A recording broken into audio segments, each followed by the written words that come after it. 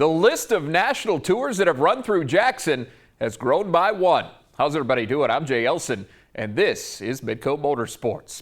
The Lucas Oil Late Model Dirt Series has visited hundreds of racing venues in its storied 30-year history, but had never before found its way to Jackson Motorplex. That finally changed here in 2018, and the recap of last week's inaugural visit is this week's A Feature. 24 of those late models would be on hand to compete for the night's $10,000 top prize, although a couple of them wouldn't get much of a chance. 4-car pileup in turn 2 off the start. Hudson O'Neal got the worst of it in the 71, and he, along with Ham Lake, Minnesota's Don Shaw, would be done for the night. When racing resumed, pole setter Scott Bloomquist took off. He's a legend for a reason, folks, and the 8-time national champ would build a commanding lead before a couple of extra cautions slowed his momentum. One of those was for this mess right here. Several contenders mixed up this time, including Darrell Lanigan, Don O'Neal, Tim McCready, and Mason Ziegler. When they got back underway, series points leader Jonathan Davenport started picking up steam. The Georgian native had his hot rod hustling around the top side, which ultimately moved him into second place. Davenport would ride Bloomquist's bumper the rest of the way, but the 49 never did catch him. Scott Bloomquist leads all 50 laps en route to his series-leading 7th checkered flag of the season and the 93rd for his career. And then I kept feeling the bottom slowing down and burning off, and I thought I'd probably better try the top. And 1 and 2, and got up there, and there was quite a bit of traction still up there, so we elected just to stay at top both ends. The late models started the night, and the 305 sprints would finish it. Young Micah Slendy jumped out to the early lead in this one, but it would be short-lived. Elliot Amdahl would get momentum rolling around the top, and that would eventually carry him past Slendy and into the top spot. Slendy's bid would take an even bigger hit a few laps later as he does a full 360 in turn 4. The 8K would end up 12th. More trouble up front after the restart, and this time it's Amdahl. Motor issues bring an end to his night, and the frustration is evident in the cockpit. The beneficiary of all that would be Brady Forbrook. The 5-car inherited the lead and never looked back. Forbrook drives on for his second victory of the year at Jackson Motorplex. Well, they may not be racing in Brandon right now, but that hasn't stopped folks from celebrating the history of Huset Speedway. We'll take a closer look at the track's latest group of Hall of Fame inductees after this.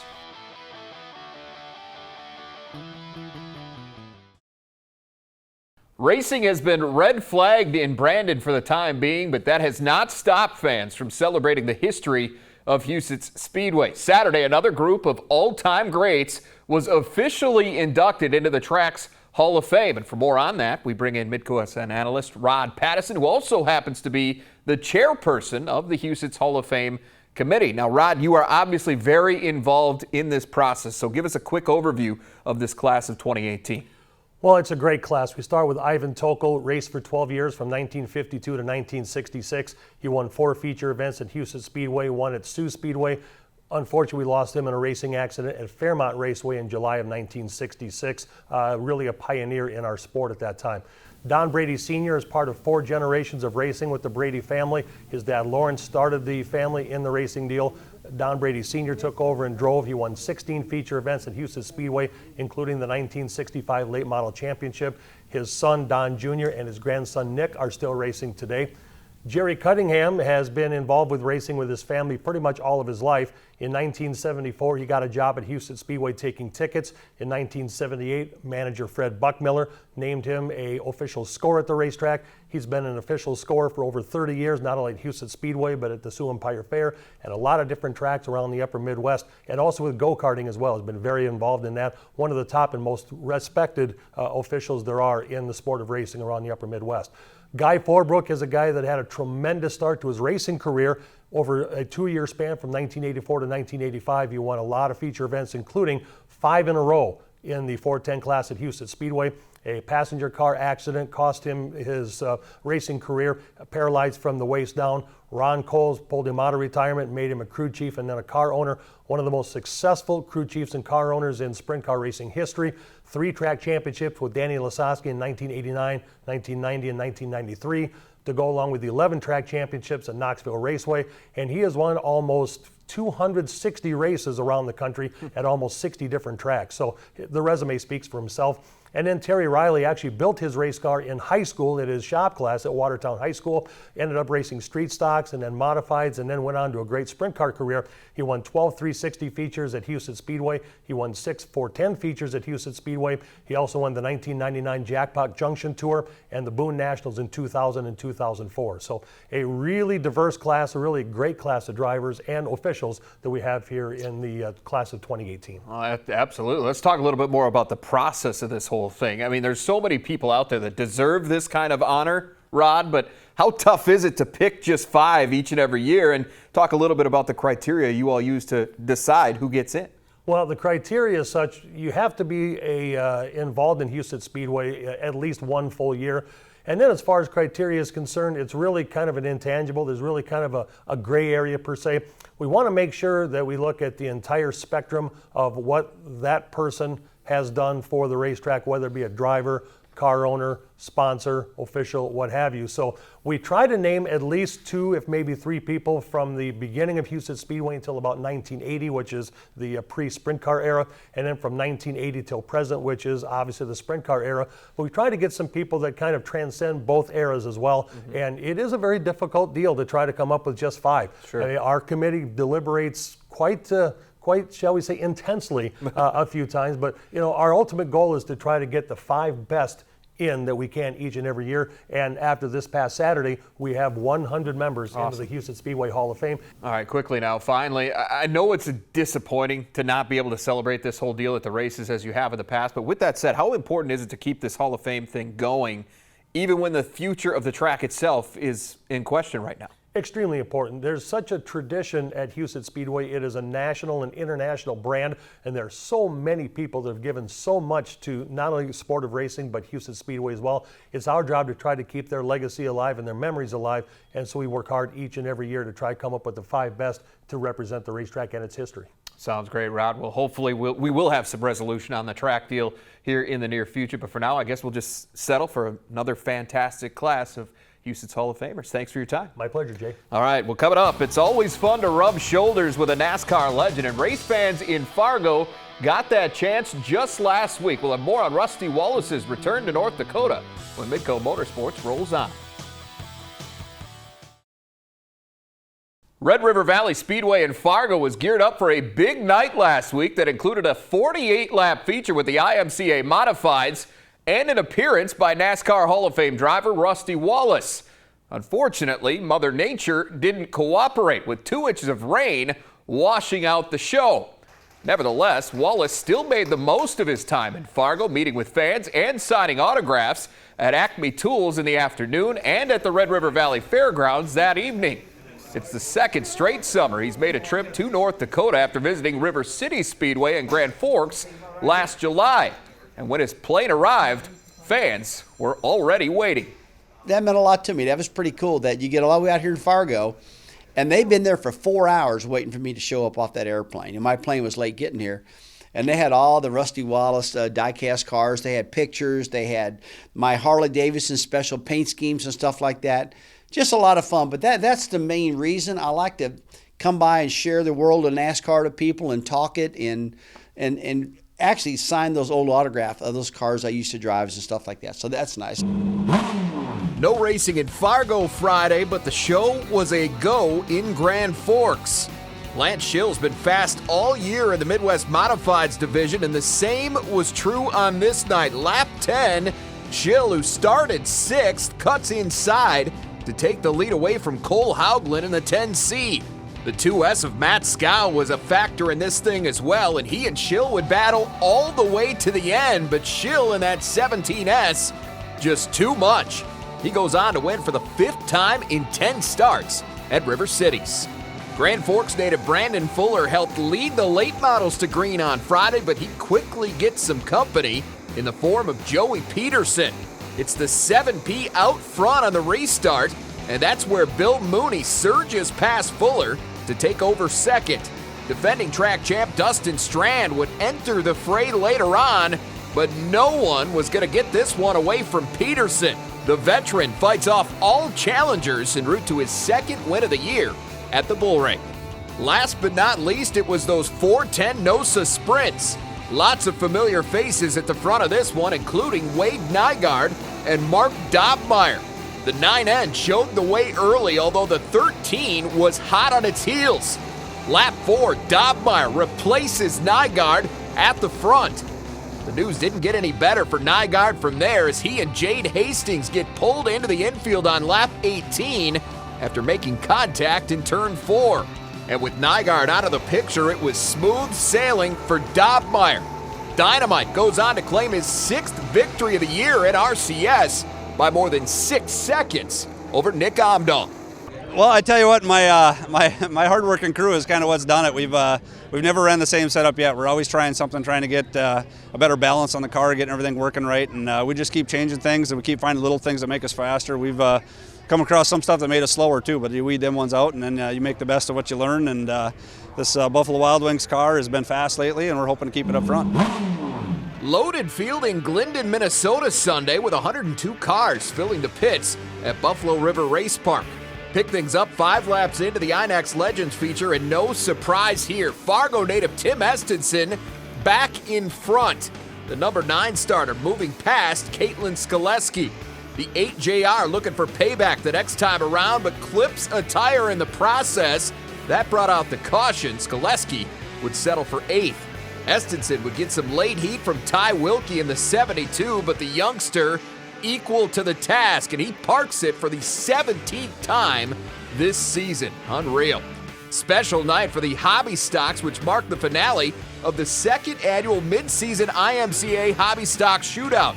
Pole setter Tim Gonska held down the top spot for the first 5 laps, with the 48 of Brock Beater giving him all he could handle.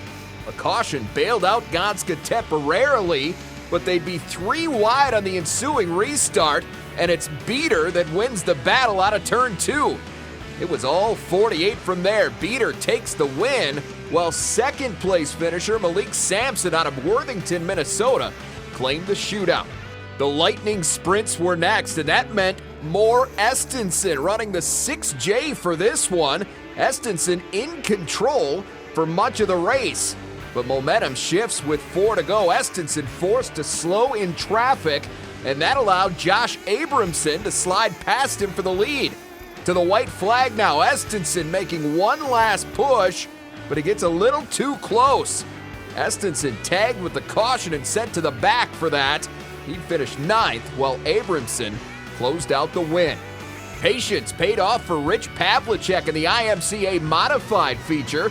The Castleton, North Dakota native spent most of the night trying to find a way to get by the 60X of Patrick Breka, and he finally do it with 2 to go.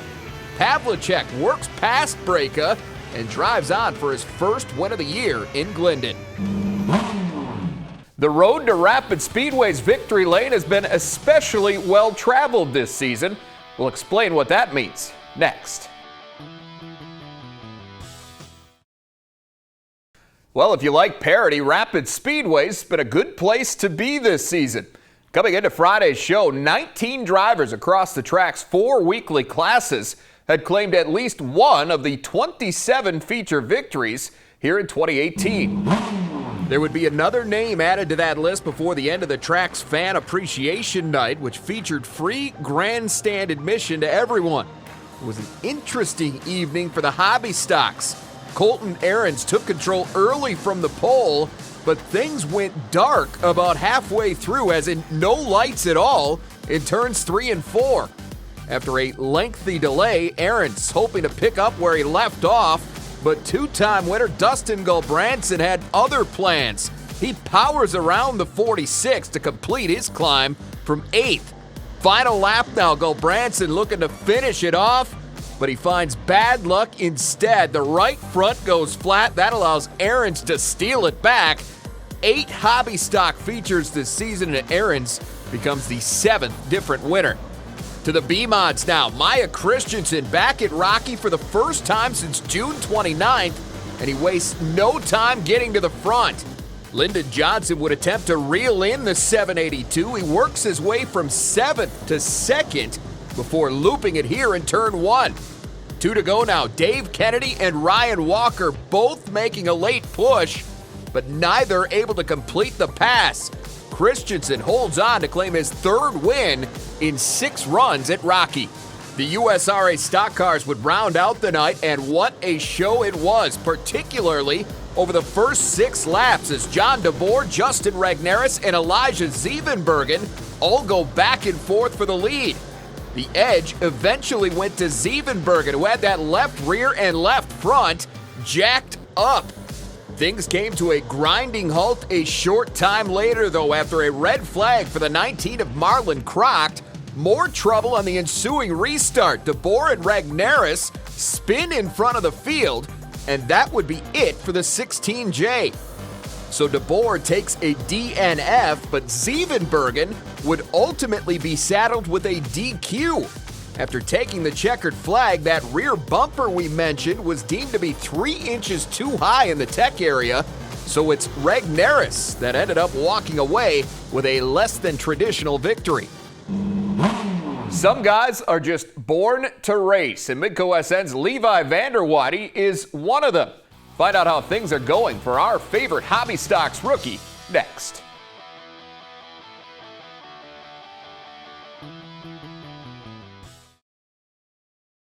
Objectivity is always a priority for us here at Midco Motorsports, but as we told you earlier this summer, our perspective has changed a bit.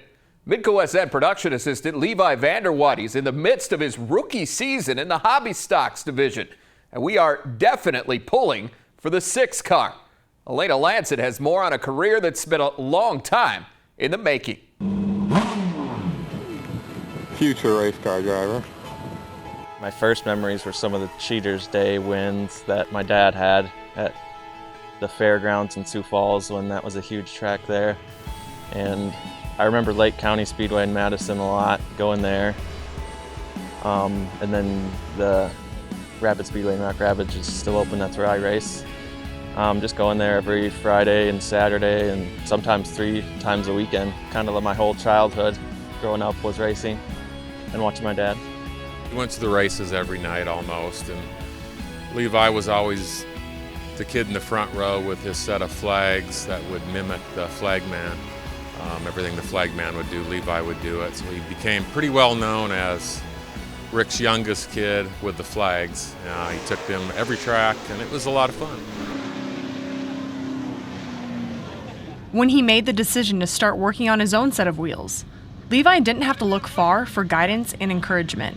My dad's helped me ever since we got this in the garage, and I've learned a lot. I've wrecked some parts already, and he makes me put it back together, so I learned that way. Especially at the racetrack, he's doing everything to the car because I don't really know what to do at this point. He's been a fast learner. He's not always going to have me there every night, so I'm trying to teach him as much as I can about working on the car, and if you wreck it, how do you get it back on the trailer, all these things that you don't even think of when you think about just racing. So, but he's a fast learner, and it's been going pretty well all in all. He's been getting better every week. A lot of progress comes with being a fast learner, and the father-son duo is confident in the expectations they set for his inaugural season.